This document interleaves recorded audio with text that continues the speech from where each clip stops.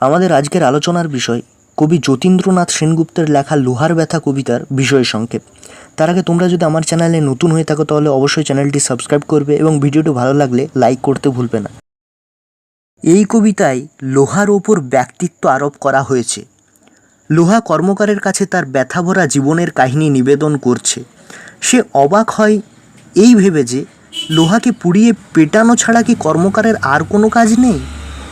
কোন ভোরবেলায় কর্মকার হাতুড়ি ধরেছে, এখন রাত গভীর, মুখরপল্লী হয়েছে নিস্তব্ধ। লোহা চাই এবার কামারও ছুটি নিক। কামারশালার যাবতীয় যন্ত্রপাতির ক্লান্তির পরিচয় দিতে গিয়ে লোহা দারুণ জীবন্ত এক চিত্র এঁকেছে। বলেছে, নেহাই কাঁদছে ঠক ঠাঁই ঠাঁই শব্দ করে। আগুন ঘুমে ঢুলে পড়ছে। সাঁড়াশিও শ্রান্ত হয়ে পড়েছে, তাই আলগোছে কোনো ক্রমে ছিনি চুম্বন করছে। হাঁপড় হাঁপিয়ে পড়েছে, হাতুড়িও ছুটি প্রার্থনা করছে। বিশ্ব নিখিল এখন ক্লান্ত, তাই লোহা কর্মকারের বজ্রমুষ্টিকে শিথিল করতে অনুরোধ করছে। রাত্রি 2 প্রহরে এসে লোহার আর মনে নেই ভোরবেলায় সে কোন রূপে ছিল। কর্মকার তো তাকে ভেঙেছে আর গড়েছে। সোজা বাঁকা গোল লম্বা চৌকা কত না বিচিত্র আকার দান করেছে। কখনো তাকে আগুনে পুড়িয়েছে, তখন তার রং হয়েছে সূর্যের রশ্মির মতো টকটকে লাল। আবার কখনো তাকে জলে ডুবিয়ে শীতল করেছে। অজানা অপরিচিত দুটি লোহার মিলন ঘটিয়ে কর্মকার তার মনের স্বাদ মিটিয়েছে। কখনো বাহুল্যবোধে ধড় থেকে মাথা কেটে বাদ দিয়েছে।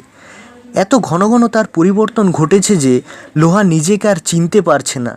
তার আসল রূপ এখন তার আর মনেই পড়ে না।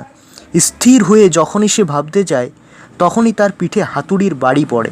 লোহার অসহায় রূপটি এখানে প্রকাশিত। আগুনের তাপে আর সাঁড়াশির চাপে লোহা চির নিরুপায়। তবু অহংকারের সঙ্গে সে হাতুড়ির প্রতিটি আঘাতকে প্রত্যাঘাত করতে ভোলেনি। প্রবলতম অন্যায়ের বিরুদ্ধে সে প্রতিবাদ করেছে। তার বুকেও আছে কোমল এক অংশ, যা অনুভূতিপ্রবণ। কামারের হাতে লোহা নিপীড়িত হয়ে ইস্পাতে পরিণত হয়। কর্মকারের হাতের তৈরি যন্ত্র দিনরাত খেটে মরে। কর্মকারের চাতুরি তো তারা বোঝে না, তাই তারা ভাই হয়ে ভাইকে আঘাত করে। রামের শত্রু হিসেবে শ্যামকে সে যদি কাটে, তাতে তার কোনো সুখানুভূতি নেই। লোহা তার নিজের নির্যাতিত হওয়ার বিচারের ভার কামারকেই দিয়েছে, রাত্রিকে সাক্ষী রেখে। এ কথা সত্যি যে লোহা না থাকলে কর্মকারের রুজি বন্ধ হয়ে যেত, কিন্তু কর্মকার না থাকলে লোহার কোনো ক্ষতিই হতো না। তাই বোধহয় কর্মকার লোহাকে তার কৃতজ্ঞতা জানাচ্ছে হাতুড়ি দিয়ে আঘাত করে। কর্মকারের এই প্রেম যদি লোহা সহ্য করে, তাহলে হয়তো সেই একদিন কর্মকারের আসন লাভ করবে। এই কথা কর্মকার যদি বলে, তাহলে তা নেহাতি মিথ্যে সান্ত্বনা। কারণ পিটনের গুণে লোহা কখনো কর্মকারের গদি পায় না, এটাই সত্যি।